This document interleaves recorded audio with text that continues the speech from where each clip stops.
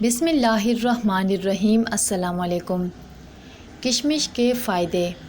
کشمش کے چند دانے روزانہ کھانے سے آپ کی صحت کے کئی مسائل دور ہو سکتے ہیں۔ سردیوں میں اس کا استعمال مختلف کھانوں میں شامل کیا جاتا ہے۔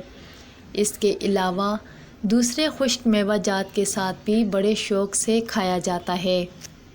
یقیناً کشمش ایک خشک ذائقہ اور صحت بخش میوہ ہے۔ اس کا مزاج گرم ترین ہوتا ہے، اس لیے گرم مزاج کے حامل افراد اس کا استعمال کم کریں۔ کشمش اور منقع میں فرق ہوتا ہے۔ کشمش چھوٹی جبکہ منقع بڑے سائز میں ہوتی ہے۔ کشمش کو چھوٹے انگور سے تیار کیا جاتا ہے اور منقع کو بڑے انگور سے تیار کیا جاتا ہے۔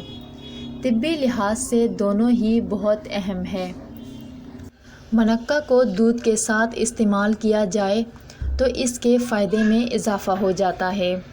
کشمش میں پروٹین، فائبر، شکر، carbohydrates, iron, potassium, copper, vitamin B6 اور منگنیز سمیت متعدد غذائی اجزاء موجود ہوتے ہیں۔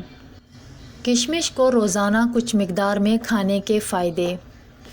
اس سے آپ کی جلد کی خوبصورتی اور بے شمار فائدے حاصل ہوتے ہیں۔ چھائیوں سے جلد کی حفاظت۔ کشمش انسانی جلد کو بڑھاپے اور بڑھتی عمر کے ظاہری اثرات سے بچاتی ہے۔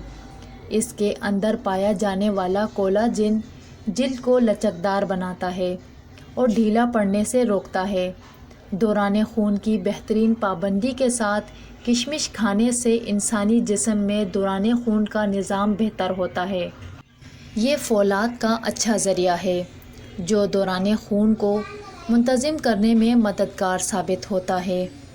کشمش وزن بڑھانے والوں کے لیے مفید میوہ ہے۔ کشمش کو دودھ کے ساتھ استعمال لایا جا سکتا ہے۔ اس سے آپ کی جلد چمکدار اور توانا رہتی ہے اور آپ کے چہرے کی خوبصورتی میں بھی اضافہ ہوتا ہے۔ اگر جسم میں خون کی کمی ہو اور تھکاوٹ رہتی ہو تو کشمش خون کی کمی کو دور کرنے کے لیے سب سے بہترین ہے۔ اس کے علاوہ خون کو صاف کرنے میں مددگار ہے۔ کشمش قبض کا خاتمہ کرتی ہے۔ کشمش خواتین کے ماہانہ ایام کے تکلیف کو رفع کرتی ہے۔ کشمش کا استعمال مرگی کے مریضوں کے لیے فائدہ مند ہے۔ کشمش جوڑوں کے دردوں میں کمی کرتا ہے۔ کشمش جسم کے فاسد مادوں کے اخراج میں مددگار ہے۔ کشمش کے استعمال سے چہرے کے داغ دھبے دور ہو جاتے ہیں۔ کشمش کھانے سے چہرہ خوبصورت اور دلکش ہو جاتا ہے۔ کشمش بچوں اور بڑوں کی ہڈیوں اور دانتوں میں فائدہ مند ہے۔ ان تمام فائدوں کے ساتھ قدرت کا یہ عطا کردہ تحفہ اپنی خوراک میں ضرور شامل کریں۔